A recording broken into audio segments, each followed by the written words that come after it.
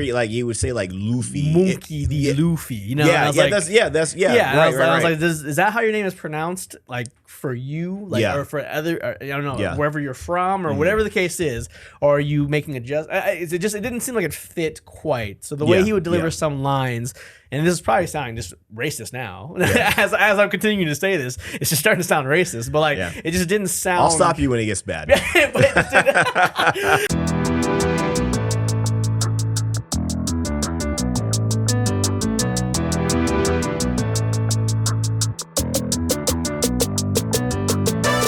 This is Geek Off The Street, your go-to channel for all things from obscure geekdom to modern-day pop culture and everything else in between. What's up, everybody? Hello. Hey, we are back. One more time. One more again for another exciting episode, as it usually is. Right. If I can say so myself. And you can. Yeah. Because you're right. Right. And tell them who you are. Yeah. Oh, I'm Trent. And I'm Mark. And this is Geek Off The Street. Great podcast of all time. Talk about geek culture, pop culture, and anything else we want to talk about. yes. Deal with it. That's our new favorite thing now. Yeah. She feels very aggressive. Feels aggressive. So you got to get your moment of anger out. This is your event moment. Right? Right now it's. Now you're good.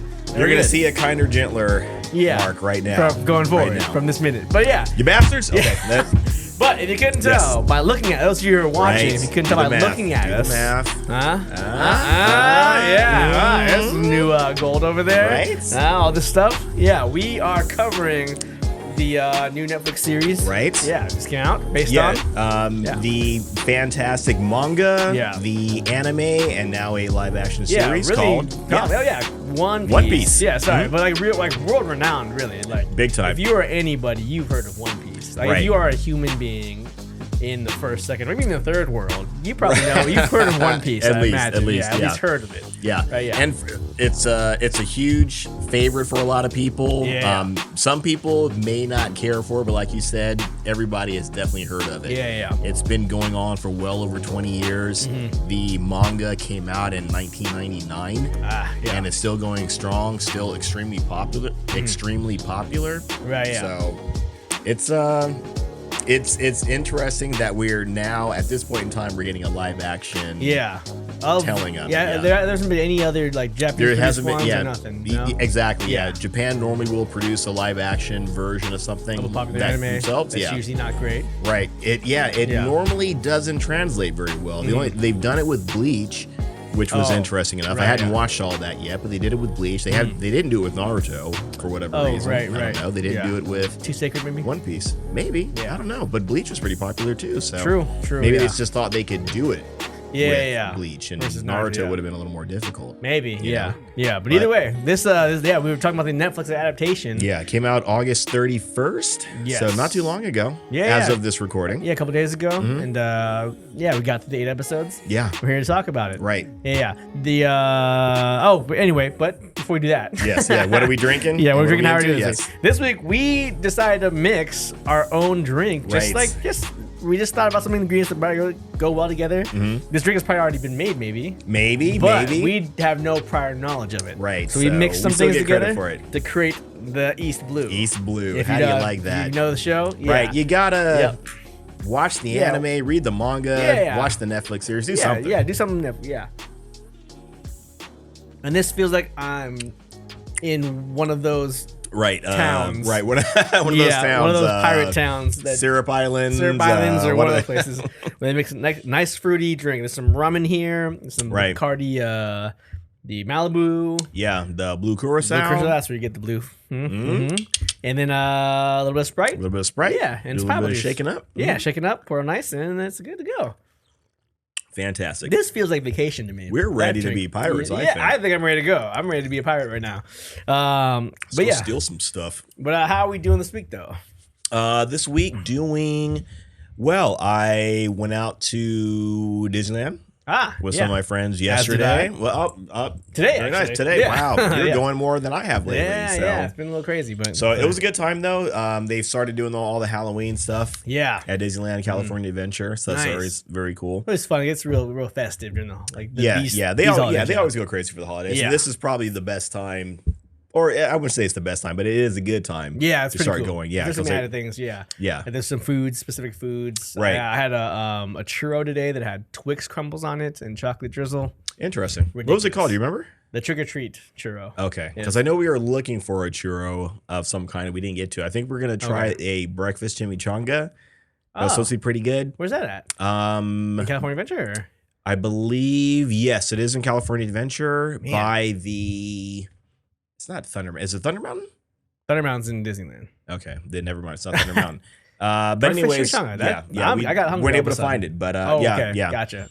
And they got like they got the San Francisco. Yeah, I've been wanting to go over there to try that birria ramen that you had told me about. Yes, have you tried that one? Though? I didn't try it from there, but you tried it. Yeah, I've tried it before. Yeah, and I liked it because it was just basically like a instant ramen tapatio thing, and you throw in. I think once you throw in. Obviously the birria, the meat. Yeah. But once you throw in cilantro and onion and lime. I fed that cilantro and lime and the onions. Cilantro, really those three things together, you're gonna have a good time. That kind of made me forget my ramen snobbery. Like, that's not ramen, but like after you get it, I was like that kind of taste. It sounds like it tastes great. It tastes great. Yeah. Would I compare it? Would I take it to like a ramen competition? Maybe not. Right, yeah. You know, not out of the instant noodle cup, but it tastes fantastic. Yeah, those mixtures, the lime and the I think I haven't eaten in a while today, so I'm kind of now at this point. You're really feeling good. You're feeling it. Yeah. But yeah, we did that. San Francisco was cool. That was in California Adventure. Yeah, they're converting that pier side to San Francisco. Right. Yeah, that's kind of cool. I like you go there and they have like the sourdough shop. And they've got the Ghirardellis and all that kind of stuff. Have you had the brownie over there, Ghirardellis? I don't think so. Oh, dude, that brownie is next level. Okay. But get it warm too. It's like super soft and gooey. Right on. I'm hungry. Yeah, I went to right. Okay. Okay. I've done Ghirardellis in San Francisco. Okay. And that was cool. And I think I did go to the one in California Adventure before, but not in a while. So I'll try that out. Get that brownie, man. Get that brownie. It's insane. Yeah. Very good. Very good. But yeah, so we did that, and it was kind of a post celebration for my friends' birthdays that I mentioned in the last episode. Elaine, Anthony, happy birthday again! Happy birthday, guys. Love you guys. George, Shannon, instigating. It's all good. They know what it means. Okay. So but we had a good time. We were there for a while. So fun stuff. Yeah, that was about it, though. Okay. What about you? Same thing. Did that today. Did some Disneyland today. We didn't do much because it was so busy. Today's Labor Day, so. Everyone else had the day off, so they had the same idea. So it was really busy. So was it really crowded? Yeah, super crowded. So we only stayed for a few hours. We just got some foods, and then that was basically it. Yeah, I came back. But I over the weekend on Sunday, I made some homemade ramen again. Nice. Yeah, but I went all out, man. I did the homemade noodles myself. Did the noodle maker machine, cut the noodles and everything. Did all that out of the dough.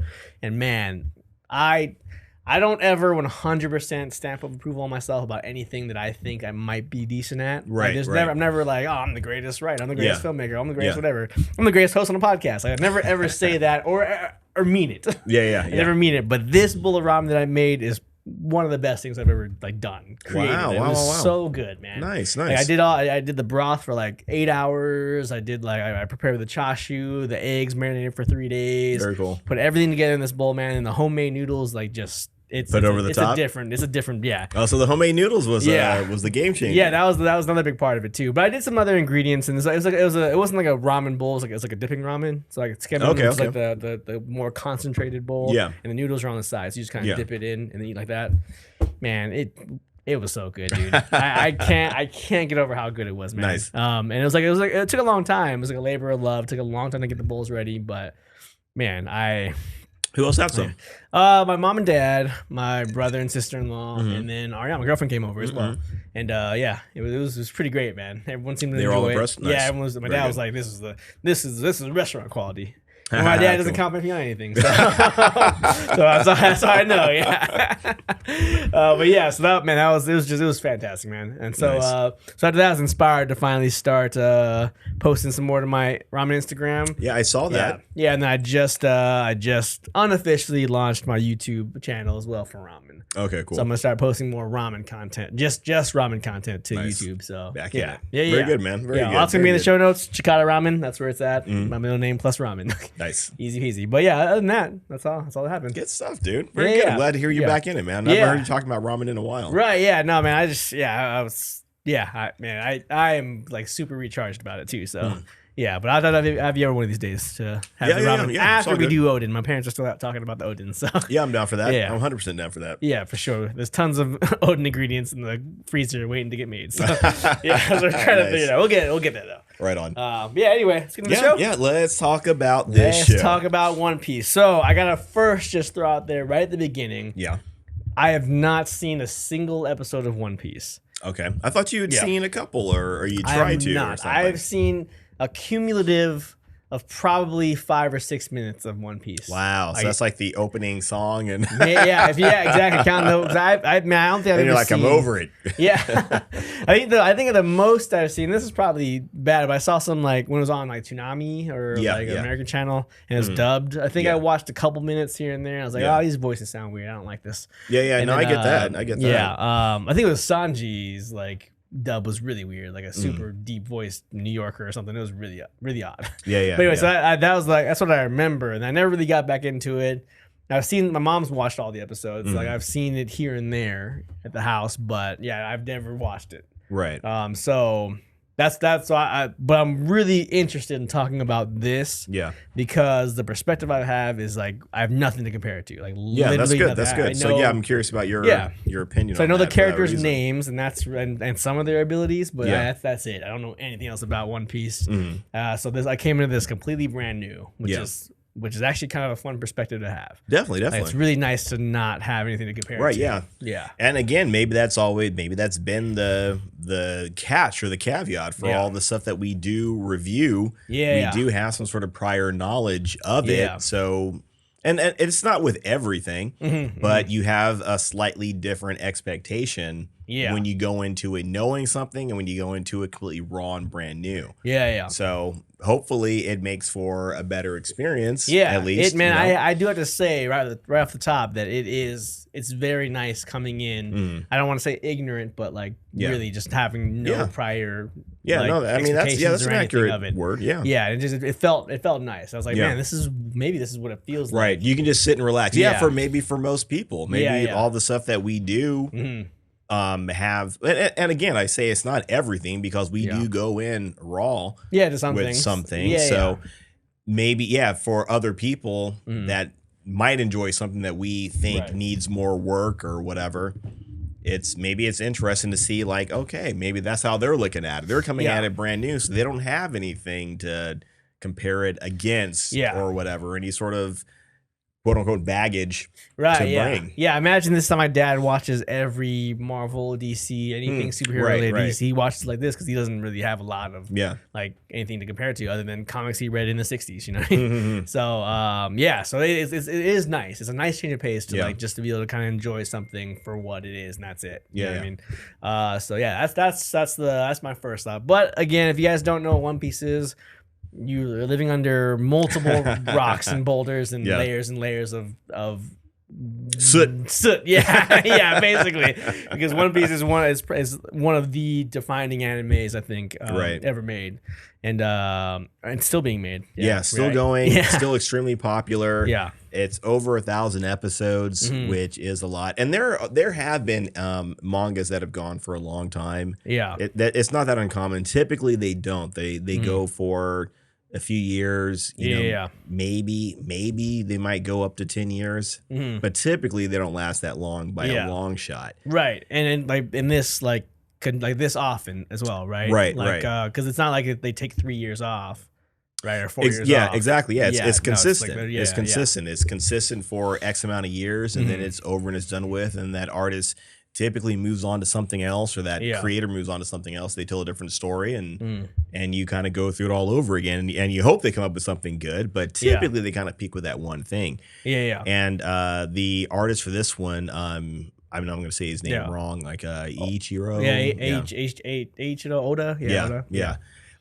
He came out with this series. It debuted back in 1999, and the manga is still going. And the thing is, like, it's still going strong. It still has a huge fan following. And I remember reading the mangas back in, 1999, 2000. Yeah. I think the first time I saw it, it was in kind of a mashup of, just various comics. I think Naruto was probably one of them too. Okay, yeah. And it's just like little clips of it, just like a couple panels, maybe a page or two within this magazine. And I looked at it and I saw this image of this, guy in a straw hat expanding like a giant balloon, bouncing a cannonball off of him. And I thought, well, this is the stupidest thing I've ever seen. And I just kept on going. Oh, really? I was like, this looks completely dumb. Really? Right? Why is this a thing? Yeah. And I kept on trucking. And then for whatever reason, I kept hearing talk about it. Yeah. And then I bought, when they released the manga in America, I bought it and I started reading it. And it's very engaging. It's very, for lack of a better word, it's very charming. It's very, it comes off as very simple. Yeah. Especially in the beginning, and the artwork is very simple, and the characters look very simple. And it looks like, almost looks like childish animation. Yeah. But it's very entertaining, and it really easily draws you in. And that's the comic book, the anime, and I would say now the Netflix series too. It's pretty consistently good too, right? Yeah. I think it's. I mean, the manga and the anime is going to be the same thing essentially, except for fillers, obviously. But right.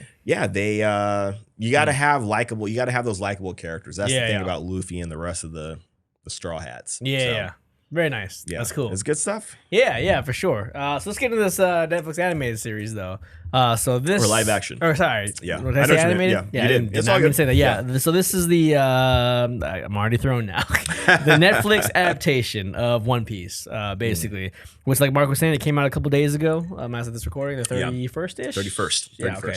31st, and then it was developed by Matt Owens and Steven Maeda for Netflix, but also in very close conjunction with the creator, I think, right? That he kind of maybe had some input, or at least was a part. He was there. Thumbs up approval at the very least, right? Is what it seems like.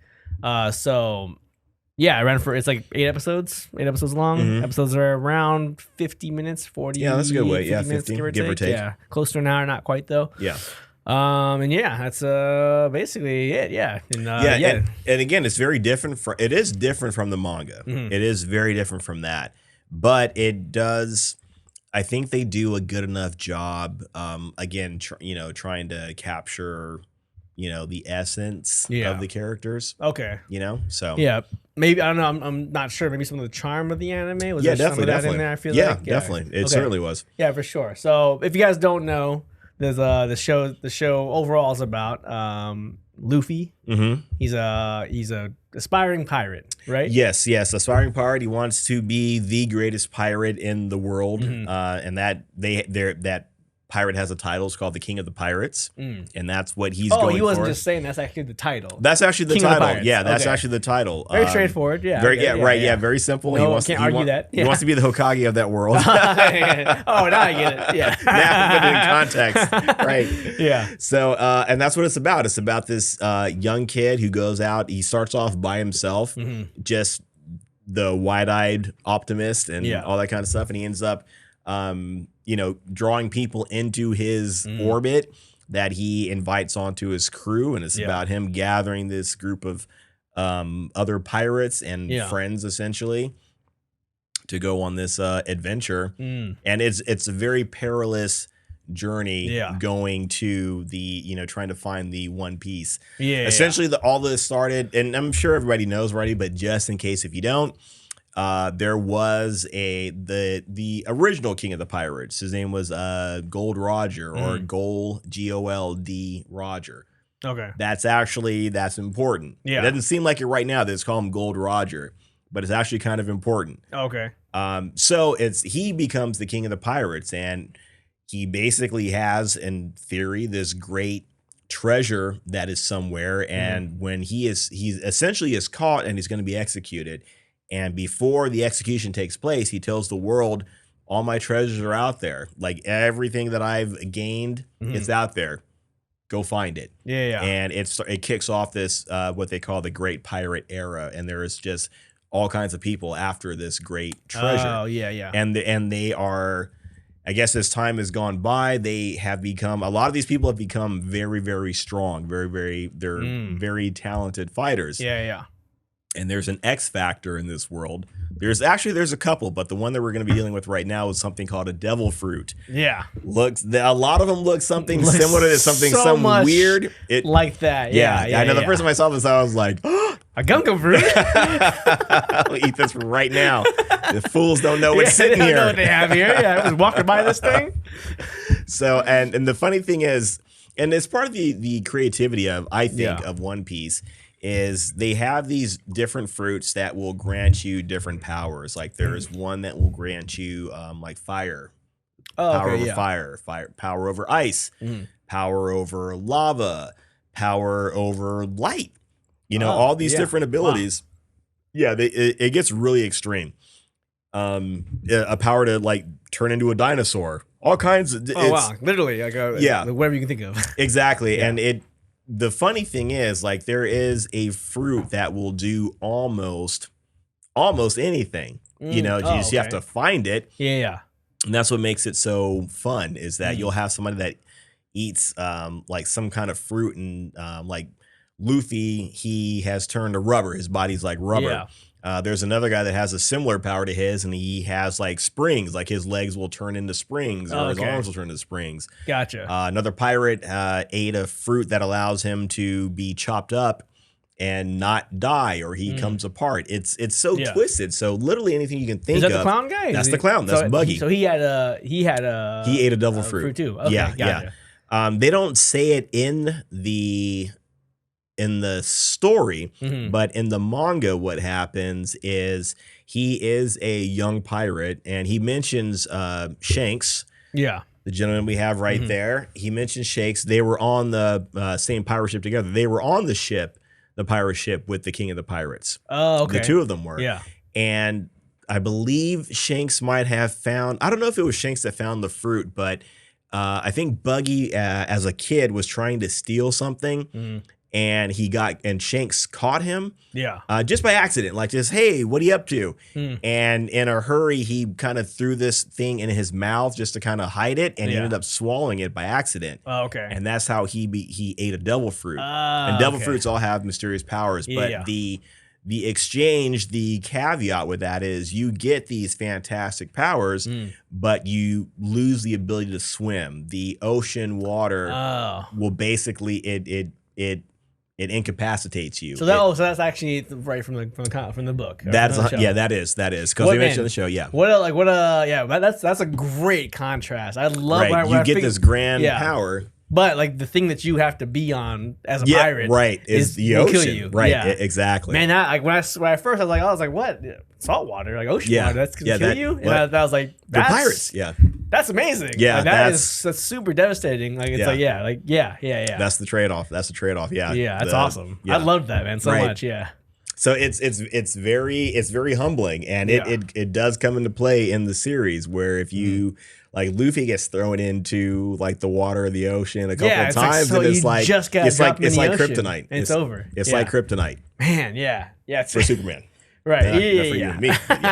Yeah, that's crazy. But hey, that's the give and take. That's right? the trade off. Yeah. And I'm curious. I don't know if the series will how far it will go, but there are other powers and abilities that come into play later that are just as, if not more, devastating or more whatever than the devil fruit powers. So, and again, having the devil fruit, it gives you a superpower, but it doesn't necessarily mean you are the most powerful thing. You've got a great weapon, but you got an edge. Yeah, you've got an edge. But someone like Zoro, for example, he has not eaten a devil fruit, and even Sanji. Oh yeah, they neither one of them have eaten a devil fruit, but they are both extremely powerful. Yeah, very within this world. Players, they're very exceptional, right? Right. So enough training and hard work. Yeah. Okay. So you're not God if you have a devil. Right. You just have an extra. Right. You've got extra tool in the toolbox. It's a great extra tool. It's a great tool, and again, that's what makes the show so great is how they use it. I remember I've told people before, and I remember telling my brother this that and I think I might have said it to you too, like if Mr. Fantastic used his power the same way Luffy does, he would have been a whole different superhero. Right. He would have been a whole different guy. And again, one can stretch and one is rubber, so you got to take that into account. It seems like it's the same, but it's different. Yeah. It is different. But it's but the creativity in the show overall, and I'm talking about the manga and the anime, it's amazing. It's amazing. That's why I keep going back to it. Yeah, for sure. That makes sense. Yeah. So let's get into the positive things of the show. I'm really interested in your time, how you feel about the show. Yeah. But I'll get into some positives that I like. Sure. As an outsider looking in, I like this world a lot. Yeah. Like, I already enjoy pirates. Like, that's already a cool thing. I think every guy should enjoy. It's something. And I'm not saying anything, anti women or anything, but every guy likes pirates. It's ingrained in you. Yeah, my nephew has been a pirate. This is gonna be the third time he's been a pirate for Halloween this year. Wow, he's just a kid. Pirates. Yeah, he's a kid. He knows, pirates, man. He knows. Yeah, Jack Sparrow is his hero. So I'm like, all right, cool, man. I like pirates too, man. Right, I'm with you. And I think, man, as far back as I think maybe I've watched even if you got like Goonies, there's some pirate stuff in there. Right, but like Cutthroat Island, maybe the first one I remember seeing with Gina Davis. Oh yeah. That may have been one of the first ones I saw that just was like, wow, this is the coolest thing I've ever seen in my life. Really? Because that movie it gets dismissed. Quite a lot. I've never seen it, so I don't know. I was a kid, so sure, I don't know. Me and my brother were kids, and I think it was rated R. My dad let us watch it because it's a pirate movie, Yeah. And I don't remember much about it now. Yeah. But I remember really enjoying it then. And then we had the game on Sega Genesis, Cutthroat Island Genesis, and it was like that was our thing, like pirates. And then and then obviously Curse of the Black Pearl came out in 2003. I was still a preteen. Yeah. That was also awesome. And then everybody loved it. Yeah. Just overall, just pirates are cool. Yeah. And so to put this world in the pirate world, but also it's like a fantasy. Yeah. It's a cool blend. It's a great concept. It's a great blend, and it's really interesting. Mm-hmm. It's really interesting, really engaging, and a lot about the show. Like I personally, I enjoyed the show. I had a lot of fun watching the show overall because it was so new to me. And it's really fun. There's some things that I thought were kind of off. As just a show in general, but I liked a lot of the characters, liked a lot of the things like that. So I thought the action sequences are pretty good. I feel I felt like this, even if I were to say, for example, watch the Bleach live action movie without knowing anything about Bleach, I could still kind of tell that movie probably isn't great. Or maybe not Bleach, but one of the ones that are for sure bad, like the Fullmetal Alchemist or those live action ones. I feel like I can watch those and be like, this isn't great, man. Even the Cowboy Bebop live action one, right? Yeah, I can be like, this isn't that great of a show. It's cool, but not great. Yeah. You know what I mean? With this show, I felt like, as far as just being a show that's adapted from an anime, the show itself felt pretty decent. One of the better anime adaptations to live action. Right. Personally, I just felt like it was cool. A lot about the show was fun. The characters were fun. Some of them were fun. Yeah. The actors, some were good, some were whatever, Yeah. But overall I thought it was fun. I thought it was a good story. I cared about Nami's story. I cared about a lot of the characters' background. Sometimes they're kind of rocky the way it was told or the sequence of events, but overall I cared about most of the characters. Yeah. Which was cool. And I don't know, what else did I like? I like some of the action sequences, man. They're pretty fun. A lot of them are pretty well done. Yeah, I was actually pretty into that too. Right on. But what did you like? What were your thoughts, generally? Yeah, generally, I am very pleased with the show. Okay, I'm very pleased with it. I'm glad that, and again, I think it's it's not fair to go into the show expecting the manga and expecting the anime. So you're going to be disappointed with that. Yeah. But even taking that into account, I like the fact, one of the things that I liked, and this may be maybe my number 2 fact, right? That I liked was that they made this feel like it was still a pirate story. Yeah. It still felt very piratey. It didn't feel like it was an anime adaptation. It felt like these guys were on the sea and they were dealing with the ship and they were dealing with catching the wind, and that's true. It felt like a sailor story. Yeah, set design, music, and the kind of the way some of the characters portray themselves were very pirate-esque. Right. Yeah. and just really quick before I forget, I believe it might have been the second episode. Maybe it might have been the first one, actually. I take that back. Is there's a song that's playing in the background, and they took that straight out of the anime. Oh, it was just a little Easter egg, which I loved because it's one of my favorite songs, definitely one of my favorite songs in out of One Piece. I believe, and it's called, and I think in the series it was called, or the American version is called Binks Booze. Or Binks Sake, I think is like the more direct Japanese translation of it. Yeah. But it's this great song, and it's it's just a pirate song, right? And one of the good things about this series is they have 1,000 episodes to draw from, right? Yeah. So things that we didn't know when the show first started, they have already kind of incorporated in there a little bit, like just very slightly, right? Like they didn't play the Binks Booze song in the first couple of arcs of One Piece, but by the time we get to it, it's been established as this old, pirate shanty song. Oh, I see. So they incorporated it into it at the beginning. So and it's super subtle, but again, if you watch the series and you hear it, man, it's one of those. Gotcha. It got me. It's one of those nostalgic things because I love the song, and then when you hear it and the story around it, the guy that's telling you that story, it's very, very sad what happens, and then you hear it in there, and it's like, oh man, it was great. So again, it's one of those Easter egg things, but I see, I like that they did it. I like that they did. There's probably in the next upcoming arc, if they get another series, there's a thing with the Baroque work guys.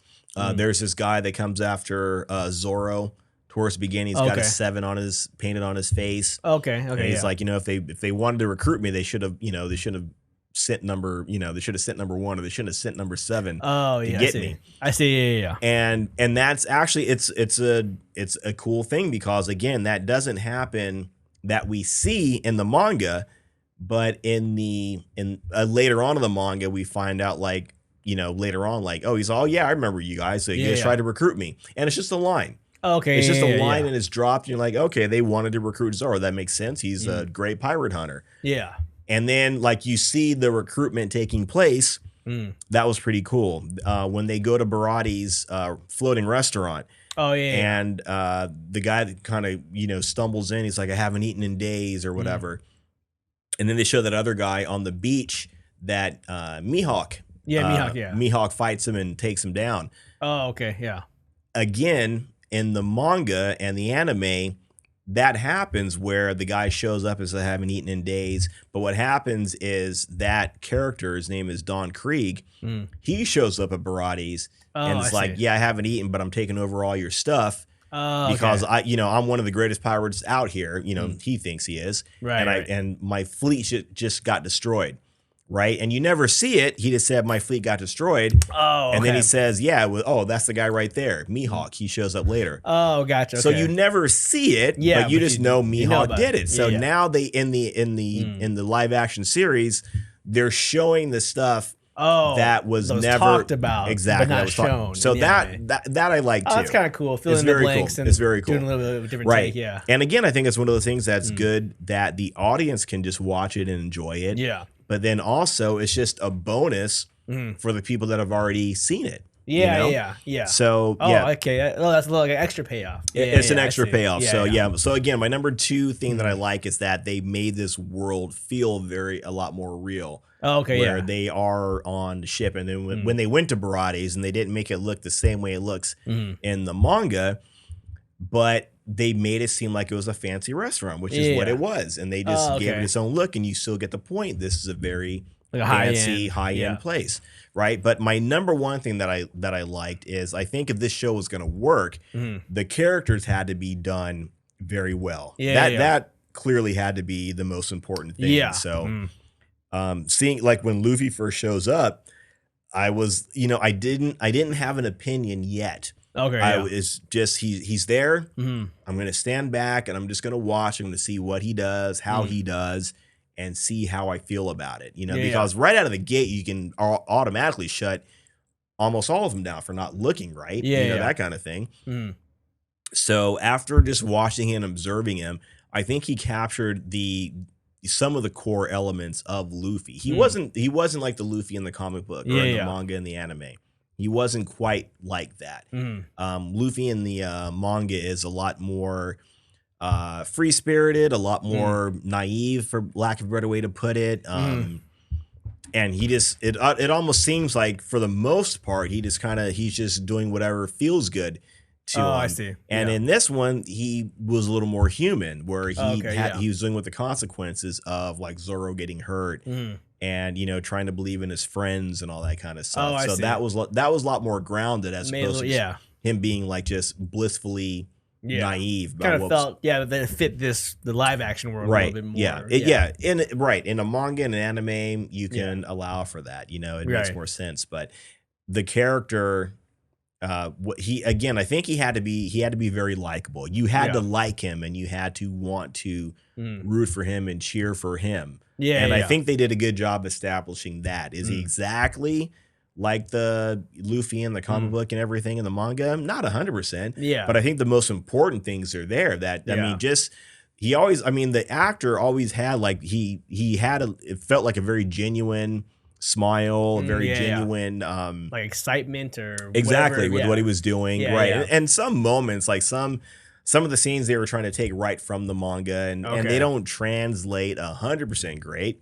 But everything else I thought was still great, was still fantastic. Like by the time the episode ends, you do like this guy. You are cheering for him. You want him to succeed and all that kind of stuff. So that's the charm of the show. Yeah, the determination, really. The determination and the will, I think. I'm not sure, but I assume that's a big part of who Luffy is. 100%. Regardless if he's naive or he doesn't plan things out well, or whatever his flaws are.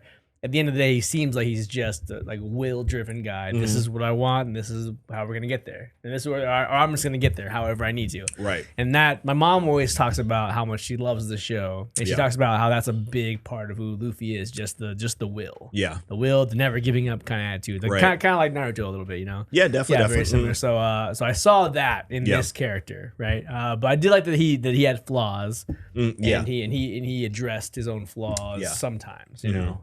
But and that's the cool thing. I think you made the point a long time ago how sometimes you can give something a pass or more of a pass if it's animated, possibly as opposed to live action. If he was that naive and that just blind to what was going on around him, it wouldn't have felt as believable in a live action series. I see. You know?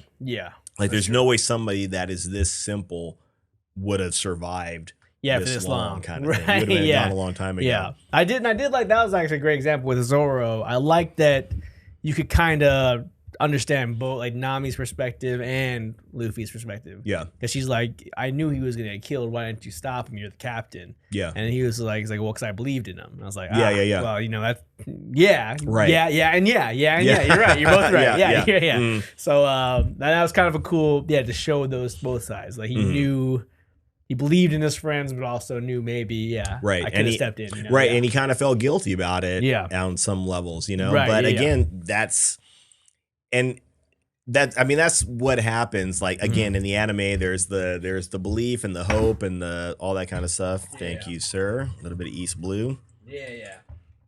You know, there's all that, and again, it comes off as you can give it a pass in an anime or in a manga, but in a live action, it needs to be more realistic, kind of thing. So gotta be a little more characterization, I think. Yeah, and they still held on to that, but it was also they made it I guess, you know, palpable, so to speak, for the general audience kind of thing. So I was pleasantly impressed with it. Again, like you're saying, the world that they built, it's a great world, you know, that they're trying to establish.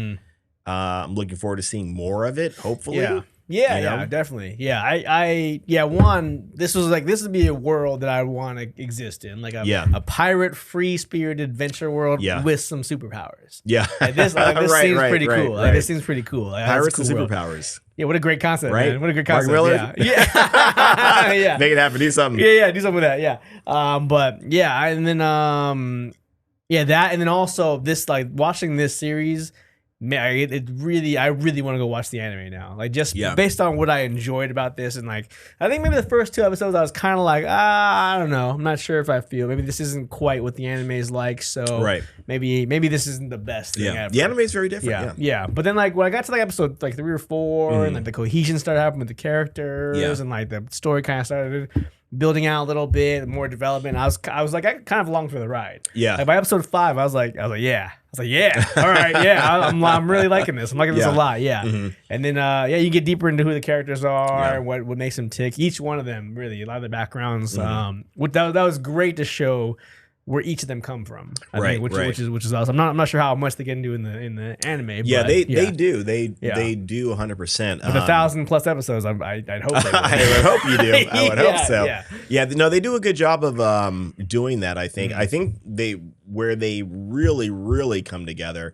And I thought they did a really good job establishing that these were all, in their own way, they're all like alphas, right?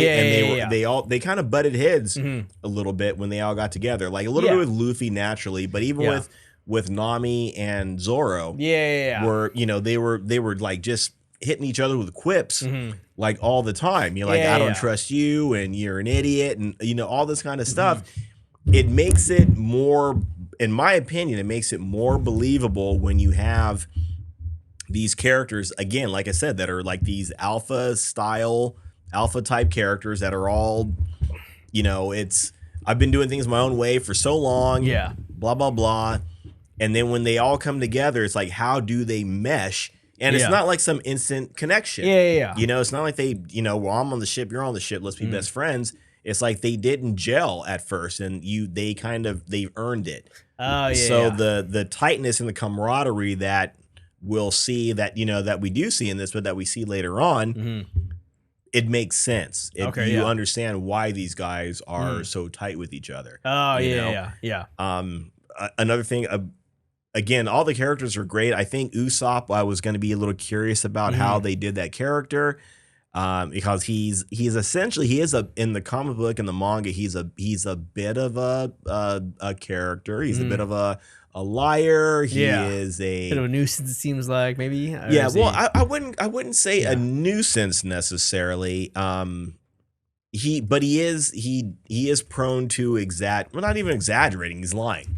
He's not even an exaggeration. He likes telling great stories about himself, and they're entertaining. And I thought they did a great job where he's, when at the end of it, where he's telling everybody about how he defeated the pirates or whatever, and then Luffy's right there, and he's like, "Hooray for Captain Usopp!" Because that's how Luffy is when Usopp's telling a lot of his stories. He's just so like blissfully naive. He's like, "Wow!" He loves it. But they do, when they talk about who's the captain of the ship. It's like Usopp will say, "I'm the captain." He's all, "No, I'm the captain." Right. So they will butt heads in a friendly way. Okay. But I like that. And that to me showed some like a little more of Luffy as a captain, like like giving the glory to someone that didn't really deserve it. Right. But a great storyteller, and really captivating in that moment too. And I think that was a good thing too. Like Usopp has to be likable. I'm glad they didn't try to put on a prosthetic nose on him. I'm assuming it might be some sort of Pinocchio, gag in the manga and everything. He's a liar. He's got a big nose. Pinocchio, right? Looks kind of sneaky. And that's what I kind of equated it to, right? And that's always a running joke in the manga, as they call him big nose or long nose, or whatever the case may be. And it's funny that they have an actor. And again, I think everybody probably like focused on his nose. All the people that have watched it, anyways, probably like zoomed in on what his nose looked like. It was very normal. And it actually seems small. In of all things. But again, if you're not going to do that, then make him this character that people typically like. Like people typically like Usopp. Usopp is very good at making friends with people too. Like if Luffy is like fantastic at it, Usopp is like a very close second. And it's not like any sort of competition, but later on in the manga, he's really good at befriending like these typically these people that may not, gather friends that easily. Like he really becomes great friends with these giants later on. Oh, okay, gotcha. So, and that's just part of his character. So they made the character very likable. Like when I was seeing him walking around and he had his sunglasses on and he meets Mihawk, he's all come over and he's like, "Oh, Usopp, stop! Don't bring Mihawk over there." I thought that I wasn't gonna like Usopp in the show or in the series. It could have been tricky. Yeah, I was like, I don't think I'm gonna like this guy. And then after a while, I was like, I kind of like this character. He's funny, really likable. Yeah, the characters are fun. Yeah, and he has some great moments too, though. But I don't know. To me, he had some features that kind of reminded me of just who he looked like in the anime. Okay. Like just looking at him quickly, I was like, oh, he has a couple of features. Yeah. It made it look a little bit like him. Yeah. A little sneakiness, So yeah. But no, overall, man, I think a lot of the characters I think were pretty well done. There was one, man. This is kind of a cool, like not really a super positive. Yeah. But I loved when they introduced the wanted people. Oh, I love that too. And the poster comes up and they grab it or something, and they'd somehow get rid of it too. I love that. I love that. I didn't notice how they were getting rid of it until the one guy with the cannon or whatever that fights Mihawk. That Don Krieg. Yeah, he like grabs it and like crushes it up. And I was like, oh, they're literally getting rid of their own wanted posters. Yeah, I was like, that's cool. That's funny. Really cool way to do it. Yeah, I thought that kind of like every time that happened, I was like, oh, cool. Yeah, that would like reattach me to it. You know, now that we're talking about that too, I know I'm so mad. I don't know where they are. I had some I've said this before that I'm gonna find these one day, everybody. Yeah, we're gonna get up here somehow. Yeah, I had some. I had all the Straw Hat wanted posters. Oh, yeah, we were trying to figure out how to get them up here. Yes, exactly. So to clip them up there some kind of way. Yeah. And I know I saw one at a convention. I think it was in Ontario. Oh yeah. And I was like, okay, well, if you got this one, I need you to find the rest of them because I'm gonna buy them right now. So I need to. I don't know where I know I've seen one or two of them too around. You showed me them. Before. Man, I saw them and I thought, oh, this is the best thing in the world. Yeah. And then at the end of it too, they showed Luffy was he's on the wanted poster. Had the highest bounty in the East Blue. Yeah, that was pretty cool. Yeah. So good for you, man. Good for you. Usopp's like back of his head in the picture. And that's actually how the poster looks too. Really? His very first wanted poster is Luffy like smiling like gleefully. You know, his eyes are closed.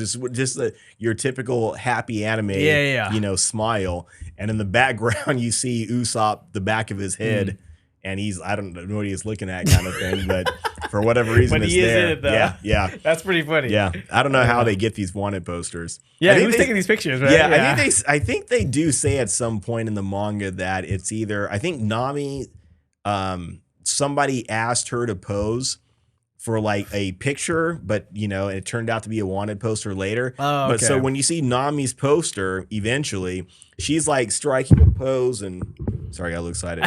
She's like doing some sort of like fashion, whatever glam pose, exactly, right? Some sort of glam pose. And yes, all the other ones they seem like they're just kind of like these sneaky ones, but the one with Luffy seems like, hey, can I get a picture of you? Because he's all like, hey. He's like waving, like smiling. Yeah, he's super excited. Yeah. Sanji's is going to be great later on. Oh, okay. I'll let that go for now. But okay, gotcha. I did want to talk about Nami real quick because her story was I thought was the most stood out to me a lot. Like that was prolific, And I'll just say really quick. And when I read that in the manga, and when you watch in the anime, because again it's so closely related, but when you see that in the manga, it's like. This is it. Because that's where I think that's maybe like one of the first times they fight together as a team. I think they fight somewhat at Barati's restaurant, but Zoro's already like pretty much out of the picture for the most part. Gotcha. But that's when they really all come together for the crew. That's the first time they really come together to fight for like a member of the crew kind of thing. And that I'm sorry, I don't mean to you're good. There's a part where like Luffy is getting ready to like go fight Arlong or whatever, and he turns around and you see the rest of the Straw Hat crew is just sitting there waiting for him. Like, we know what time it is. They're just sitting on the road, and they did that in the series as well. But it's great because again, Nami betrays them. Obviously, and And they're like, you know what, she betrayed us. Like, let her go. That's, you know, Zoro's like, you know, screw her kind of thing. I don't know if I'm trying to remember. Again, it's like 20 years ago. Yeah, it's I read time. it. Yeah. But they do decide, obviously, to go after her. And it is that same effect. Like, that story is as great as it was very good in the series. It's better in the manga / anime because it's like you're able to get more details. Yeah. You know? They're able to take their time more and kind of get into the relationship with Nami and her sister and her mom, Belle Marie. And you know what she went through trying to keep him safe and all that, and all this stuff that she's doing to save her village. And in the series, and again, I like what they did in the series. I wish they would have made Nami's sister not dislike her, but I understand why they did it. But on the flip side, in the manga and the anime, the town knew. Oh, they knew. The town knew what she was trying to do. Yeah. And when she was like, and when the money got taken and she couldn't buy their freedom, and she was just so effing depressed. Yeah. She's like, it's okay, I can do it. I can do it again. I'll get the 100 million. And the whole village was like, Nami, the whole village. Yeah. Nami, listen, we know what you're trying to do. You don't have to do this. Don't do this for us. And she's just crying. Yeah. It breaks her heart. And then when Luffy comes along and she's like, I think they do it in the series too, where she's like just throwing dirt at him. Like she can't even look up. Yeah. She's just like, get away from me. Get out of here. I don't want you here. And she's just so like she's done. She can't. There's nothing more she can do. She's got no hope, and she turns to Luffy. She'll Luffy, help me. And then it's so great because you know how important the hat is to him. Nobody's allowed to like touch the hat, do anything with the hat, that kind of thing. And when you see him, all you see is the hat go on her head. Oh, okay. And it's like, oh shit! Like that's how much he like loves her. And that he's willing to go to bat for her. He's saying, like, hold my fucking prayer beads. It's about to go down. Hold my hat. I'm going to go take care of this shit for you. You kick it. And we're going to go take care of these guys. And he starts to walk, and the straw hats are sitting there. Just they're waiting for him. They're waiting for him. Like, they're on the road ahead of him. Like, we are already going to go fight these guys. So we're just waiting for you to make it official. And that's the cool thing about it is that's the first time they come together as, like, a real pirate crew. I see, You're gonna say something 10 minutes ago. So my point was that I think that was a good story to use. Like to center it around that. Because that was best. What brings them together. You need that moment to bring them all together. And you need something for them to all get behind. And this was that thing. Right. And like I'm not sure how it was. I'm sure it was much better in the anime. But like they did like he gives her the hat in this. And like her. I thought her performances were great. She was fantastic throughout the whole show, I thought. And even like, I think, and this is probably gonna, I don't know, I'll just say it. But like, we're in an era of the girl boss and the tough girl.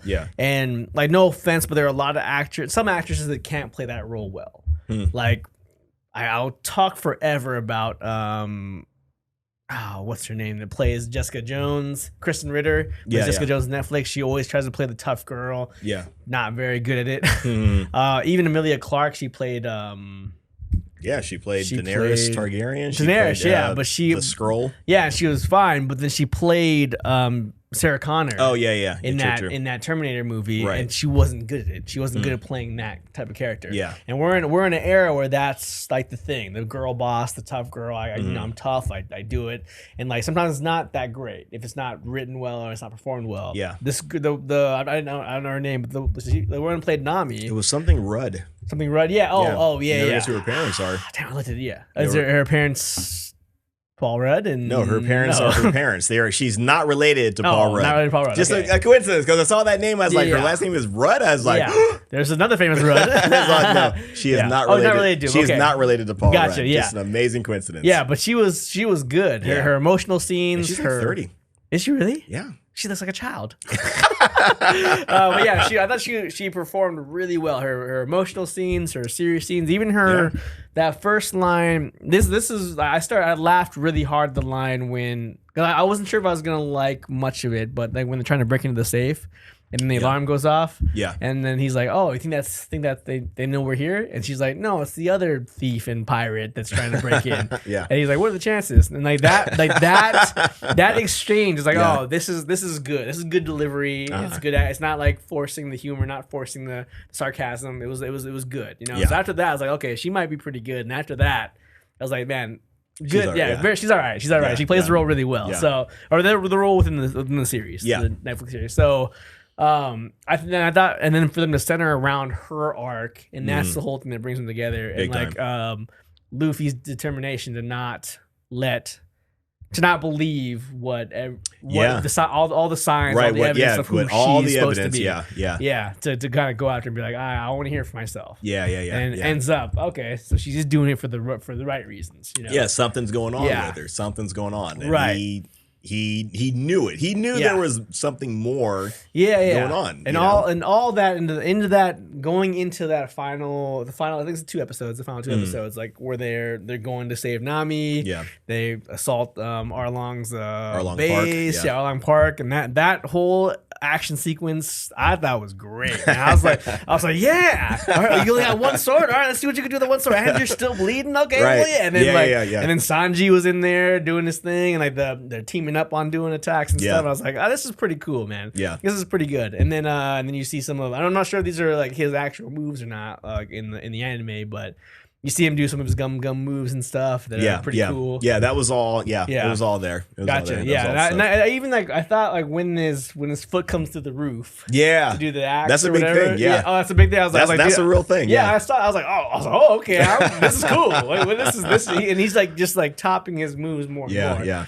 And then I laughed really hard with the what was the great fighters call it their they call it their finishing moves. No, they don't. I was like, this is pretty good. I like this a lot. So, but yeah, a lot of good things about the show. But so we're almost at an hour, but let's talk about some negatives. Are we? Holy crap! Yeah, we're just talking about One Piece now. Yeah, this is great. Too bad. Let's. You have any negatives about the show? I didn't like. I'm hoping with future episodes it will get better, but I wasn't a big fan of how Arlong looked. I think maybe some of the makeup could have looked better. Yeah. Kind of thing. What else didn't I like? I knew I was just rattling on so much about all the other positive stuff. Yeah, but you know what? I think some of the action scenes, some of them I definitely liked, they were good, but I'm hoping that they can improve on them as well. Like some of them didn't, some of them were clearly choreographed. Right, very choreographed. I did like Zoro when he was fighting. You know, a lot of that stuff looked really good. Oh, that's by the way, Sonny Chiba's son. I did some research. Is it really? Yeah, Sonny Chiba's son. Yeah. What? The late great Sonny Chiba. Yeah. Wow. Yeah, I looked. That up. Sonny Chiba is Japanese film star. Yeah, karate guy, martial arts guy. Yeah, but big kind time, of a grittier. He did the gritty movies. Right. Yeah. He was like this hard boiled esque kind of guy. Yeah. Well, I forgot what his Street Fighter. I think was the name of his. Like it's like 3 movies. I think they're called Street Fighter. Right. Is he a cop in that?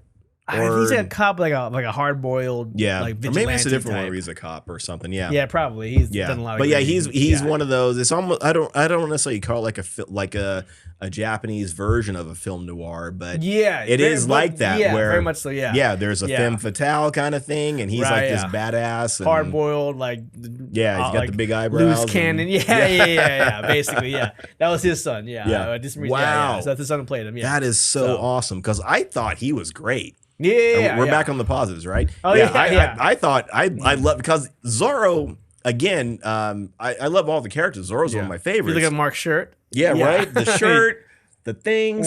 Come on, kids, do the math. But I thought he was great, and he didn't come off as like Zoro from the anime, but he was this tough, gritty, hard-boiled esque. Kind of character in the anime, so at first I didn't like. He's just playing kind of the broody cool guy. But after a while, I was like, all right, kind of warmed up a little bit. Cool. So what else did I like? I thought I was, and this is like super nitpicky, and actually it's it's not even that much of a thing, but maybe a little bit more speed with the attacks. Sometimes like when he expands into the balloon, it's a little two-phase. Like, he expands and expands some more. Yeah. Where I think they should be of the mindset like this is these are combat related techniques, right? So they're combat tested. They need to be more rapid. There's no build up. When he expands into that balloon, he does it immediately. There's no what's happening? He's expanding. It's it's instant. Yeah. And when he makes those attacks, when he does the gum pistol and everything else in the world, I don't mind so much that he drew way back to hit Alvida and and all that kind of stuff. That makes it's cool. But I think it needs to have more snap to it. I think it needs to, for me, I would like it if it felt more like it was something that was designed for combat, not for show. Oh, okay. So again, it's very, very nitpicky. Later on in the series, like when he draws it, and he does this, the actor does, like when he does an attack and he draws his hand back and his fist is up in the air. At some point later on, I guess, when he draws it back, there's a hard snap to it. So you get the impression like it's a really hard shot, like a rubber band, essentially. Right, it's not a slow contraction. It's hard and it snaps right back into place because he forced it out so much. So, I would. And again, I guess I would have liked to have seen more of how do I want to put it?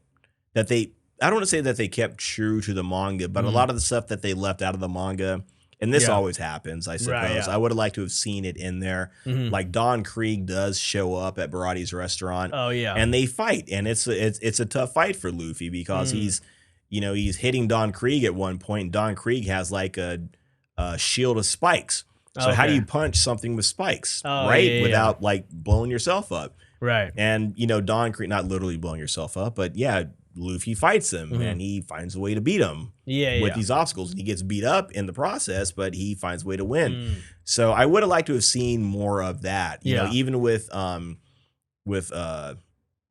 the cat pirate. Oh yeah, and that his arc was pretty funny. He has a second in command that he's like some sort of weird Michael Jackson character. I was so looking forward. I was wondering how they're gonna, bring this Michael Jackson because he's dressed like Michael Jackson. He moonwalks.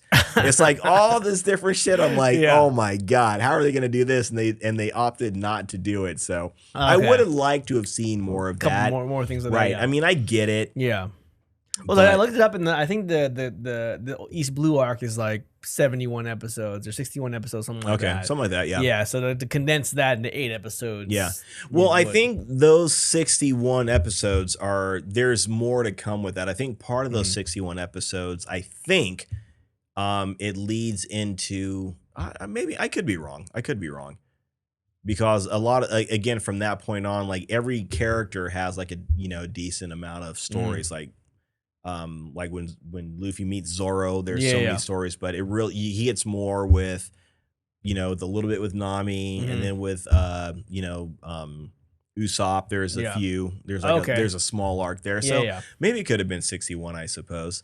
But, I know. And I guess the Baroque works is probably, that's what's coming up next, I would assume. Okay. For the second story. Yeah. Hopefully if they get it. Hopefully they get it. I hope they do, because I'm interested to see where the live action one goes. I think a lot of people are, I think. There's a couple of things that I was thrown off by. Sure. The big one was how quick things happened. I think, again, 8 episodes, not a lot of time. Yeah. Like in episode 2, like when Zoro's tied up in the clown place tent. Oh, I think he's tied up when they throw knives at him. Yeah. I think he says something about like there was no indication of a change with him, but he says something about like there's something where he says Luffy's my captain. Yeah, or Luffy. Yeah, you follow Luffy because he's because he's so positive, something like that. Right. I was wondering where that transition took place too. Right. I did pick up on that. Yeah, there's that. There were some moments like that where I just was kind of like, oh, this happened really fast. Yeah. And they became really enamored with Luffy. Yeah. Or the why of it. Like why, especially someone like Zoro, because Zoro was the most removed from everybody, I feel like, and he like within the second episode, he's already with no reason why. Yeah. he's already like, I'm following Luffy. Like, he's growing on me because he's so positive. Or he believes in himself. Yeah, he believes in Yeah, himself. something really corny. And I was like, that's not something that you would say as far as from what I know about you in these first few episodes. And then and Zoro in the comic or in the manga is his like number one. I mean, they all support him. Yeah, but I that's think, like his first mate. Though, yeah, Zoro's the one that has never faltered even like slightly. Okay, yeah. So, gotcha. Yeah, I would have liked to have seen a little more why. Yeah, the why of it. Yeah, like did he do something or whatever? Or and then towards the end, I when he wakes back up and like they're and he's there. Yeah, I get that. it. Like now, and that could have been a great place to be. Like, you know what? That's where you do it. Not where you not in the second episode. Right. Like, you got to get to this part where he almost dies, and then and that's when you believe. And I'm sure that makes sense. But right there, I was like, why do you believe in him so much? Like, we just met you. I agree with that. So there's something like that where things just kind of moved a little bit faster. I would like to see a little because they had to put all these characters in and show all their backstories and show why they all care about each other. Yeah, in 8 episodes, and that's like not a lot of time, and I get that. But for me, some of those parts were kind of rushed, and they didn't show me enough of why they cared about each other. There's that, and then some of the things like there was I don't know if I missed it, but like when they start hitting Buggy's like parts into different crates. Yeah, like how did they didn't know. It was just like Nami was just like, hit him in the crates, and they're like, okay, and they just hit his parts into different crates, and then they're just like, all right, we beat him. Yeah, I know when because the two of them showed up after they free Luffy or whatever. Yeah, and Luffy yells to Nami the crates. He yells to her the crates. Yeah, and I feel like it. I think it made sense in the sense that he was separated. He was able to separate himself. And then, Zoro's trying to chop him. It's not doing any good.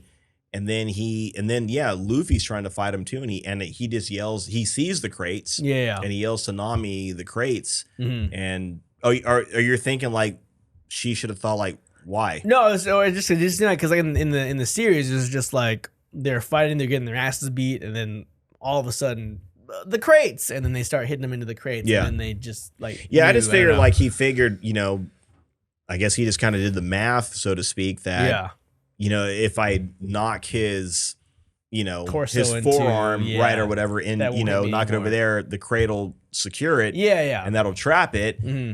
I mean, that does not happen in the manga. Okay. It's different. I think it's, they kind of figure out like his body separates and kind of floats. Yeah.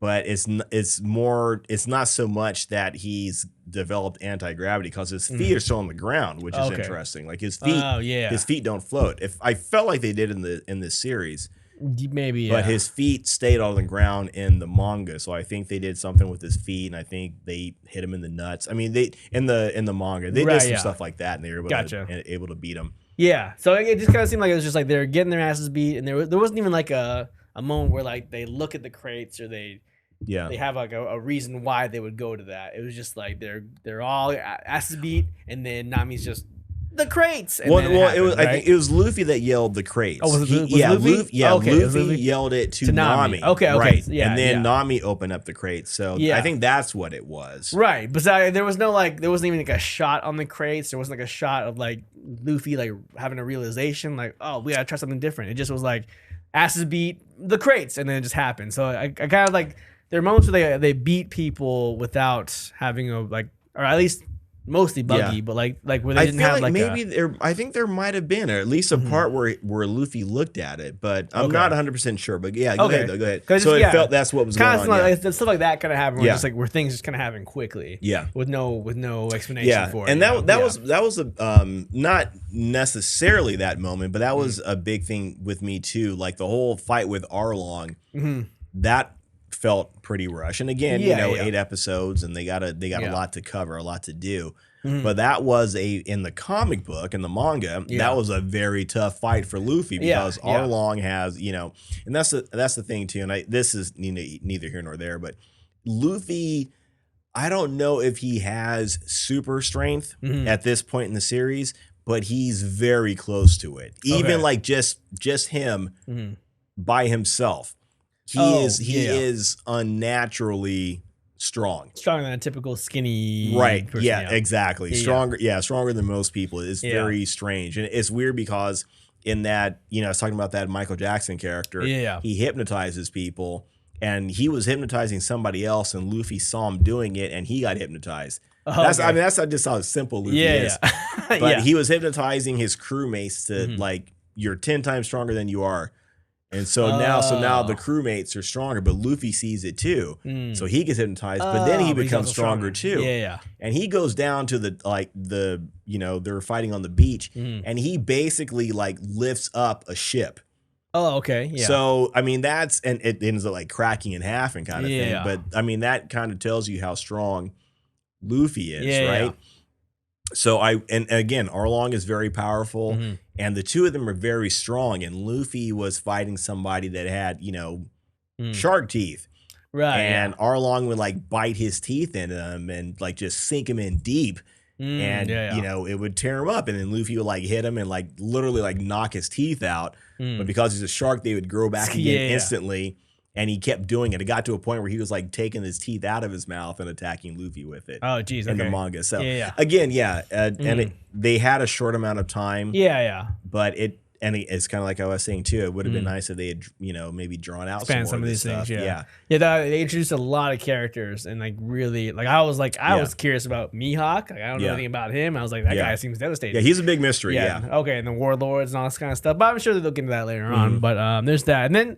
This was the big one, and like I don't know how this is gonna come off, but like I wasn't sure, and I'm still not quite sure about the actor that plays Luffy. And it's not that I don't think he is a bad actor. But I don't know. I don't know what the decision was for casting a very specifically South American, or South American, I imagine. I think actor. So. Yeah. I think so. I don't know. And I mean, like, even like the kid version of him didn't have an accent, and then I know it's very different. Luffy. He was. I felt like he was a little bit darker than him too. Also very darker. Things like that. No accent, but then as an adult, super thick accent. And he kind of, and this is what it reminded me of. My brother used to give music lessons back when he was young in college. And there was he was training a woman, a young woman, and she was Spanish, so she was Mexican, and he discovered that when she would try to sing in English, it didn't quite come out right. But when he found out that she could sing in Spanish, she was like phenomenally better singing in Spanish. Versus singing in English. So I don't think this guy is a bad actor, like at all. I think his name is something. Iñez. So, but the way he would deliver some lines seemed like a struggle for him to say because of maybe wherever he's from. I think so. I think so. And I think a lot of things he was saying didn't seem very natural to him as a person. Like outside of playing Luffy, some of the words he said seemed very foreign to him. You know what I mean? And so when I would see this, I was like, does Luffy in this show speak a different language? Or is he from somewhere else? And this isn't his first language. You know what I mean? Because there's like moments like that, even saying his own name. I was like, he doesn't sound. He doesn't. He said it. It was very like he would say like Luffy, Monkey D. Luffy. You know. I was like, I was like, is that how your name is pronounced? Like for you, like or for other, I don't know, wherever you're from, or whatever the case is, or are you making it didn't seem like it fit quite. So the way he would deliver some lines. And this is probably sounding just racist now. As I'm continuing to say this, it's just starting to sound racist. But like, it just didn't sound. I'll stop you when it gets bad. I've had a little bit too much of this East Blue maybe, but like, I think it just didn't seem quite natural the way that he was saying certain lines. So not to say that I thought he was a bad actor. He captured a lot of the essence of who I think in my mind Luffy is supposed to be. Right. But just some of the line deliveries, some of that was like, to me, he seemed like he was not the strongest actor of the ensemble.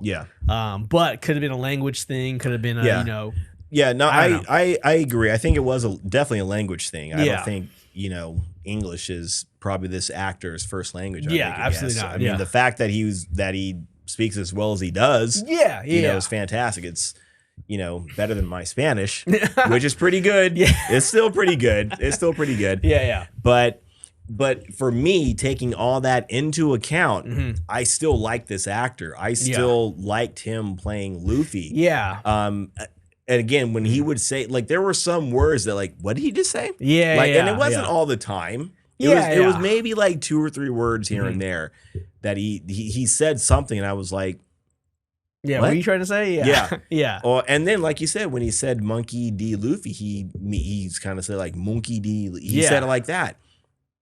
So if that happened, for me, I mean, there might have been 5, 6, 7, let's say 8, 9, 10, 11, 12 times where he had a word that wasn't that strong. Yeah. I think the most important thing was finding somebody that captured the spirit of Luffy. And I thought this I think the first episode, I spent a lot of it just just watching him, waiting for a really big mix-up, or something that I couldn't overlook. This guy's way wrong. Yeah, that's way way wrong. Like some of that, okay, that's a little wrong.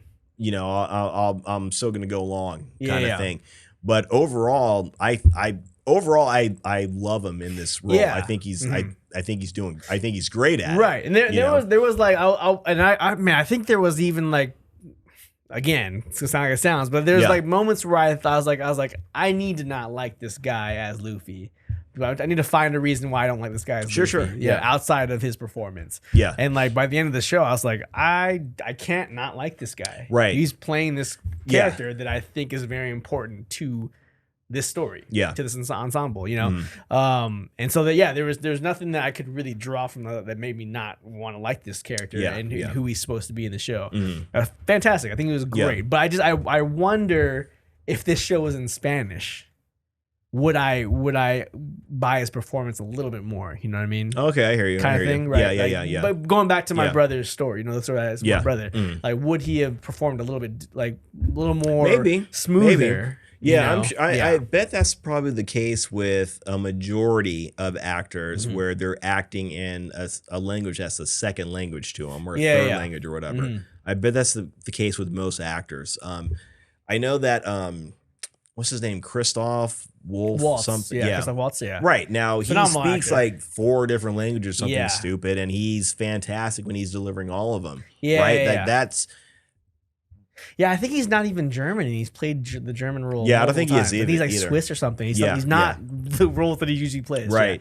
Yeah, he's just I think he's remarkably British, talented. I don't think he's British. I'm gonna look this up right now. Yeah, I was very shocked when I found out where he was from. I'm gonna say Swiss probably. Yeah. I'm like 99% sure he's not British. But again, so with that actor, I mean, he can do that, and that's great. Oh, we're way wrong. Austrian? Yeah, he's from Austria. Okay, that's pretty close to German. Yeah, it's right next door, right? Sorry, guys. Yeah, there's a whole thing there. We'll leave it alone. We'll leave it alone. Austria, Germany. Hey. Yeah. But even taking that into account, and again, I guess anybody can always ask the question, could they have found another actor to do blah, blah, blah, blah, blah? I don't know. Maybe they could have. Yeah. And for any role, you can probably find like another 10, 20, 30 actors somewhere in the universe that could play that role, but they went with so-and-so. Yeah. And for me, like, again, you can ask that question forever and a day. Yeah. But for this role, this is the character this is the actor that they went with. Yeah. And I am okay with that decision. And I think they must have seen that in like the auditioning process and the test screenings and the chemistry test with the other actors. Yeah. I'm sure they saw all that. Like, this guy gets the essence of what we're going for. Yeah. Which I 100% agree with. And so so again, I don't have as the show went on, I didn't have a problem at all with him as a betrayal, but just it seemed like some things weren't natural for him to say. Yeah, no, I would agree. Yeah, I mean, he clearly had an accent. He was clearly like, English is not his first language. I mean, you can tell just by his name alone or whatever. But I mean, and again, we don't need to go in circles about it, because I think ultimately we do like. We agree him. that he was. that he was so great. Yeah, great. Yeah. Right. So I've got. They're good. Okay. I've got zero problem, and I think that's probably one of the best things is the actors that they found for this. Yeah. They had to be likable. Even like I think the one that I was the most not feeling the most, I think, was probably Sanji. He seemed like he felt a little bit older than Sanji actually is. All these characters are basically around like 17. I think like technically Zoro's like 19, I think, at the beginning of it. Oh shoot. Yeah. Most anime characters are usually young, huh? Yeah, they typically are. Yeah. But I mean, that's neither here nor there. But I mean, I did like him, you know, throughout, you know, when he's flirting with the girls and, you know, all this kind of stuff. I thought, that's Sanji. Okay, gotcha. And even because when I first was when he first shows up and he comes out as a waiter, and he breaks up that fight. It was like he threw something in a roundhouse and I was like, oh, I like this guy already. Yeah, like a solid roundhouse kick. I was like, okay, I like this guy. He can fight. And that's the thing. Like, if you're gonna find someone to play Sanji, you've got to at least find someone who knows how to fight. You've got to know someone that's gonna hire someone that's gonna know how to do some kicks. That's his whole thing. Gotcha. For anyone that doesn't know, Sanji does not use his hands when he fights. Oh, he's a kick guy. Okay. Yeah. Well, he doesn't use his hands because he saves them for cooking. Okay. So he never uses his hands. I imagine one day, like maybe he'll use his hands like for some ultimate, but he hasn't done it yet. Like in 1,000 episodes, he's the best kicker ever, though. He is the best kicker ever because he was trained by the best kicker as well. Redfoot. Can't believe I forgot his name. Zeph. Yeah. Oh, that was the same guy. Okay, gotcha. Yeah. Very cool. Nice. Then he became Blacklegs Sanji. Was it Red Legs Zeph? Yeah. That story was great too. And again, they draw it out a little bit more, like the history and all that kind of stuff. And I wish they would have shown when he left Barati's restaurant. Yeah, like he really butted heads with a lot of the chefs and Barati in the restaurant. Yeah, but they were still all a family. There's like this whole alpha thing going on. So when they left, like everybody was crying when Sanji left. Barati had tears in his eyes. The other actor, the other chef that was fighting with him the most, was like crying. And then and Sanji was crying too because this guy saved his life. This guy, again, you see this crazy backstory where they survive a shipwreck and they've got 2 bags of food, and Sanji has a bag of food and Zeph has a bag of food. And after Sanji has gone through all of his food, he sees that Zeph's bag is still full.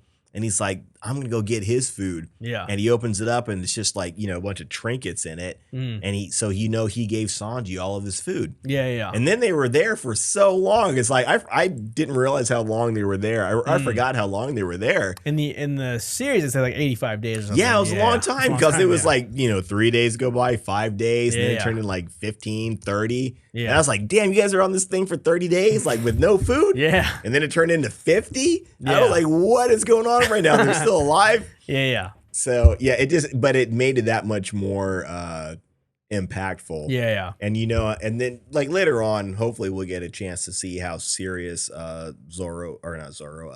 is about feeding a hungry person, about not wasting food. Oh, yeah. Because there's a part later on in the manga where somebody's bringing him food and somebody knocks it down and he picks it up and eats it off the floor. Just because he knows what it's like. He knows what it's like to be hungry. Yeah. So it all ties in so well. But nice. Yeah, there's so much I could say about One Piece. I mention it like on every episode. I'm still watching it, and I know the creator. The show is based on a TV show that he watched as a kid, but it was more like I think it's supposed to be like I don't know if it's an educational show, but it's like a show about a Viking or something like that, or a caveman. I can't remember which, but it was a kid's show, and it had such an impact on him that when he grew up and became older, he created this story about this, and again, when you read the manga and you watch the anime, it seems like it's almost very childish. Yeah. It seems like it's almost like Dragon Ball. Oh, yeah. Or maybe the beginning of Dragon Ball Z. It seems like it's aimed at, like kids, but there's some grown-up elements going on there. And you get more of that as the story goes. I see. So it just gets better. And the fact that it's still going on after 20 years, that it's still going after 1,000 episodes, and people are still watching it religiously, that it tells you a lot about the chemistry of the show is what's important. It's these characters. Right. And it translates from manga to anime to live action because the show is, as far as I know, it's still doing well. I think it's got good reviews on Rotten Tomatoes. Yeah, we'll just going into Rotten Tomatoes, so we're looking at 83% critics, 96% audience. Wow, that's huge. That's a pretty big, for audiences, and I imagine a lot of the audiences that are rating it are fans of the anime. Exactly, And for them to give this a high score like that, that must mean there's some approval. Right, because they're going to be the most... They're going to be the ones that are going to be judging it the most. And especially the most harshly, right? Right, because it's a very precious thing. And it's a huge fan following. Big time. Probably one of the biggest in the anime world for sure. When I was in, sorry, I don't mean to cut you off. When I was in, I'll say it really quick. When we went to Disneyland yesterday, I went to a place called Off the Page, and there's a guy there named Alonzo. And I think I went to pay with my card for something, and he saw my card. I've got the One Piece on it. And he was like, what do you think of the series? And I was like, I think it's great. And he was like, I think it's great too. And it was so cool to see like somebody that's another, fan of it, see it and, give the show a sign of approval or seal of approval. Right, that's kind of a huge deal. And I think big time. Big shout out to the creators, man. They did a good job. They did it. I think. Because it didn't work with Cowboy Bebop. Didn't work, man. And they did a lot of like shot for shot stuff, like theme or like imagery. They did a lot of stuff, and they did in this one too. But it didn't have the substance, Right, there was something missing from it. But this one, to me, I haven't seen the show again, but it had a lot of great elements to it, and I really enjoyed it. So what's your rating? If you're gonna say, well, from our 2 separate ratings that we do, so let's see. Percentage? I might give this a 95. Oh, okay. Oh, I'm giving it very high. I highly recommend. I feel like it's only going to get better. I hope. Invest more money in it. Because right now I think the budget was like 17.27. Oh yeah. Somewhere around 17.5, 18 million, let's say, per episode. So if they get a bigger budget, I think it might be one of the most expensive shows. Oh yeah, Amazon, that's right, possibly. So or Netflix, Amazon. So I'm looking forward to hopefully. The writer's strike is still going on. I know, right? So next one might not come out for a while. Kids are gonna be a lot older. Might as well get there. That's all. If they can get more better investment in it, they can, it'll just look that much better. And clearly, again, because people have been watching it for so long, it's like you've got people that are at least invested for 1,000 episodes. Right. So you guys can at least produce like 800 episodes of the show. Right. And we'll be watching it. That's true. And there's a lot of people are like I'm sure certain sections, certain arcs that are their favorite, certain characters that are favorite. They're probably waiting for their favorite character to come out. And I'm waiting how they're gonna do Chopper. I'm waiting how that's gonna look. Me too. I can't wait for Chopper. Shut up. But I think I'm sitting probably, man. I'm thinking maybe 85 to 87, somewhere in there. Right on. Do I just need to give everything not as quite a high rating as you? Because I'm trying to think. I don't think.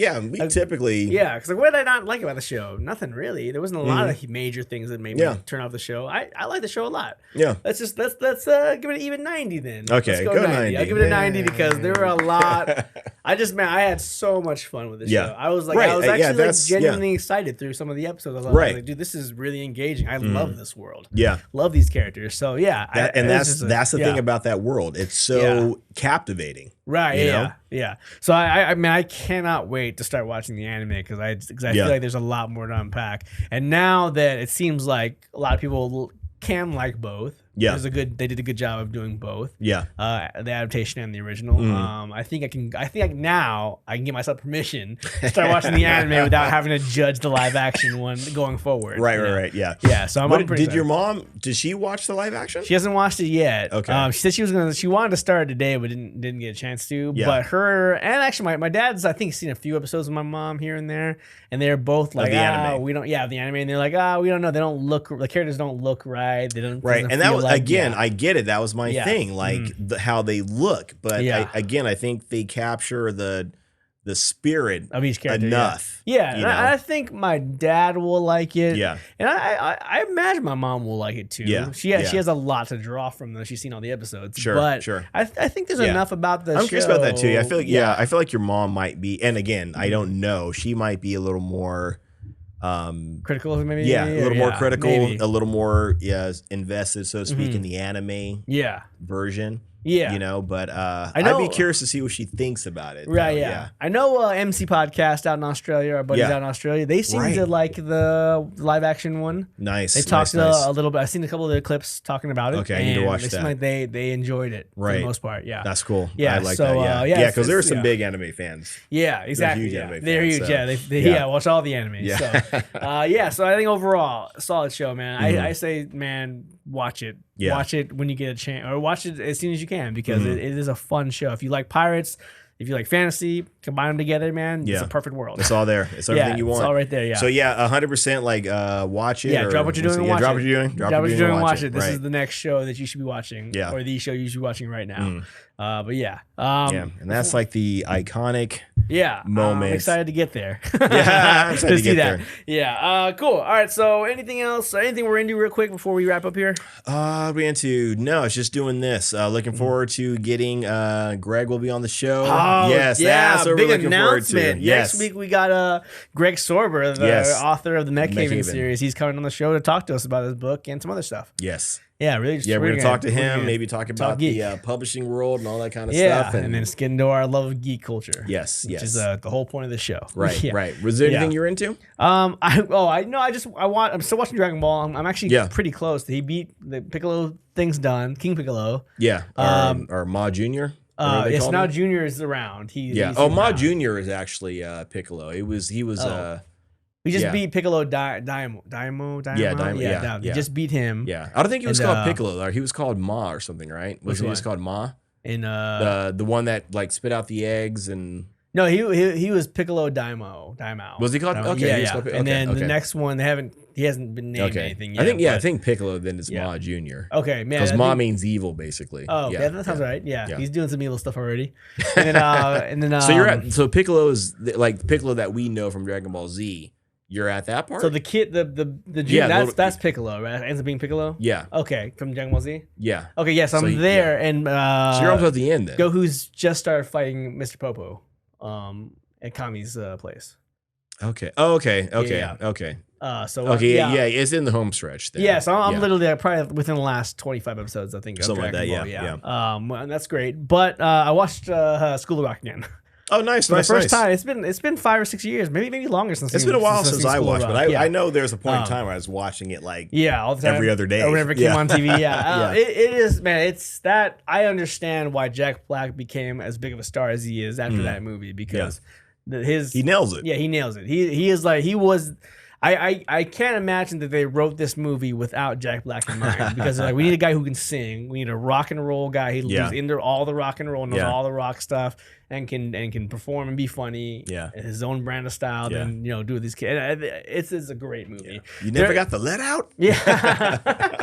Motorhead, right? Or that you got a disease. I say that all the time. I love that. I say that all the time. You got a disease, right from that movie.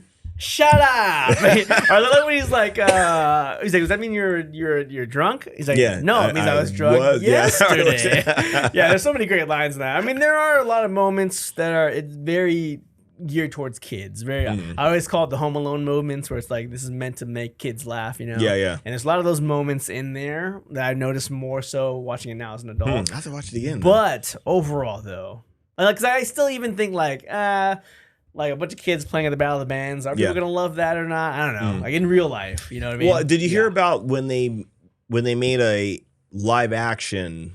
Or live action. When they made a musical. Right. Yeah. When Andrew Lloyd Webber was concerned that they were not going to be able to find kids that could play at that level. Oh, no. Yeah. No, that I'm okay with. Okay, but like in a real world situation, like where if a bunch of kids played. Oh, like for the whole year they're like training? No. They played at Battle of the Bands. Okay. Like with a bunch of other like adult rock and roll people. Like would a bunch of people like a bunch of kids playing a kind of like soft rock sound. Yeah. You know what I mean? I mean, that wasn't necessarily soft rock they were doing, but... No, it is great. It is great overall, but like it seemed like a little bit fantastical. Well, I think that would be a hook. That's almost like Puppies and Babies, right? Like, when you see like a video or a clip with Puppies and Babies, you're going to like it. Kind of thing. So if you see a bunch of kids get up on stage and start rocking out, playing really well too, right? And they made sure to cast kids that can all play really well. Right. Like that was the. Well, I mean, hopefully they did that. I mean, you don't have to do that in a movie. You just look like you can play. Right. Usually, but no, they made sure to get kids that can actually. These kids were musicians before they were actors. Okay. All the kids they cast, which is great, and they're all playing the parts and everything in the movie, and that's phenomenal. But I think like as a like, would you just be if you were an adult going to Battle of the Bands and like voting or judging for people who were actually the best songwriters? Yeah. Would like people be like, oh yeah, they played the best song, or it's like, oh, there are a bunch of kids that played a song that was pretty decent, but it wasn't the best song that was there. You know what I mean? Yeah. Well, they didn't win, but their song was great. That was a great song. It was a good song. It was a good song, but it was kind of like. It was kid friendly too, though. Like it was a very kid centric song. You know what I mean? What they were singing about, and like you know, this 10-year-old girl comes out, starts singing one of the hooks of the song too. I was like, oh, that's cool. That's like, great if you can sing that well. No, it is. But I mean, from like a rock and roll standpoint, like I don't know, like it seems it's a little bit kid friendly versus like I don't know. Just singing it from like a rock and roll perspective. And like, it's kind of more of a fantasy to me. I feel like I think you have a different style of rock and roll, though. I think. I don't know. I don't think you have like the general populace style of music and rock and roll. Like a classic rock, I think sensibility. I do. Like I'm a big classic rock fan. Yeah. So yeah. So you don't think what they did would have flown just because it was talking about like going to school and. I don't. I know. Like it seemed like. I don't know. From what I don't know. It just seemed like it didn't. Okay. Yeah. Because like I mean, of course, all the parents are gonna be like, "Oh, that's the greatest song I've ever heard in my life." But like a regular ass dude who likes rock music, if he saw a bunch of really great bands play and then a group of kids play a song that was good, but like you know, well, I don't know how great the other guys were. That's how great the other bands were. Yeah. Right. That's true. All I know is I saw a little bit of No the Vacancy, guys before. No Vacancies, right? And then those guys. Yeah. So that's the only reference you have, and I agree with that too. But I don't know. I just like it's a good song. It is a good song, and it's cool. But like it just like you know. I don't know, a bunch of kids singing, kiss my ass or whatever that. I was like, oh, that's cute, but you know. Yeah. Okay, like a bunch of the parents were like, oh, that's so cute and funny. But like a bunch of adults wouldn't be like, oh, yeah, that's so cute and funny. It's just like. So as an adult, you weren't impressed with the song? I mean, I don't want to keep going on about this, but as an adult, what do you think of the song as an adult? It's kind of cutesy. You know what I mean? Like the whole, like really, I really noticed it when like the today's final assignment is kick some ass. You know what I mean? It's like not. I mean, if you're a bunch of parents and it's a bunch of kids, you're like, oh, okay, that's kind of cute, I guess, for kids. Oh, there's that bad mouth. But like as an adult, like, if I was in a crowd and I heard a bunch of kids say kick some ass, I'd be like, oh, a bunch of kids. You're just a bunch of kids. I'd be like, these kids are rocking like from the beginning all the way through. That's great. I don't know. It seemed like it was there were a lot of like kid friendly moments like that. Okay. Like where I don't know like necessarily if like they would go that route in real, you know. Right. I know. Okay. That's cool. Like it had some Home Alone. I always call it Home Alone moments when it comes to like kid movies. You know what I mean? So I don't know. Watch it again and see. Maybe tell me if I'm crazy, but I don't know. It's still a fantastic movie, though. Fantastic movie. Great storytelling. Great, like, especially for, like, who Jack Black plays to who he becomes at the end of the movie. Very great character development. Yeah. So right on. Anyway, we're getting on too long here, I think. Yeah. And there's a whole bunch more I could say about One Piece, but we'll save it for another day. Yeah. We'll get the posters and we'll when we catch up. When I catch up, we can talk about it. Oh Lord, for okay. real. Yeah. So so never really. 2034, everybody. Yeah. If Apophis doesn't kill us. The show might not be around by the time I get to the end to catch up to One Piece, but I think we'll be hit by an asteroid. I think Apophis is coming by then, so the asteroid. We'll be out. That thing's supposed to be coming like closer to us than we have satellites. Oh, so there's supposed to be like there's Earth, there's satellites, and then there's the asteroid Apophis. I hope we're recording when it happens. So what? Yeah, coming closer than we have satellites. Yeah, that can't be right. That can't be good. Could be good. That can't be good. Could be right, but it can't be good. Right. Man. Who knows?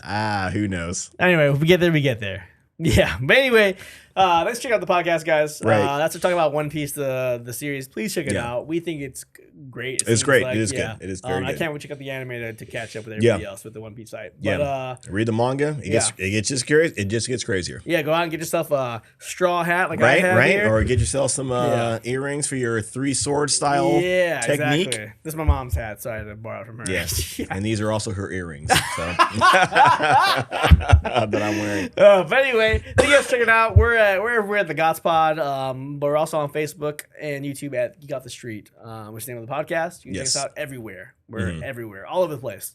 You had to throw a rock; it'd be really hard to miss us. Right, because we're there. Yeah, we're there. Yeah, so drop us a line, subscribe, follow us, send us a message. We like talking to you guys. It's always fun to respond on the air. We appreciate you. Yeah. That's it, huh? That's it. Yeah. Do you think your mom will like that?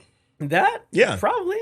Give it to her. Are you serious? I want her to have it. You don't want to keep that? I do, but I think she would appreciate it. Okay. So, and she is a fellow One Piece fan. She is. So I can keep it for myself. I have to keep it for my mom. No, not for you at all. Not for you at all. Get to enjoy this. You're the last person I want to have it. You are just the courier. You're the delivery boy. You don't get to enjoy the product. You drop it out to the person who will enjoy it. And ask her to hide it from you. In fact, put it in the box so you can't look at it. On the way home. And then take it home and have your mom open it not in your presence.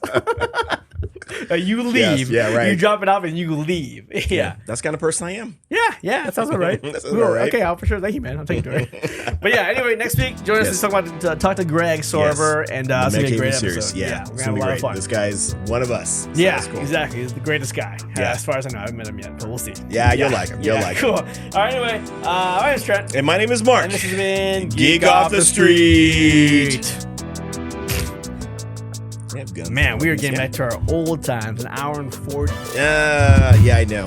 You know what? The thing is, I think when we're talking too much before we start...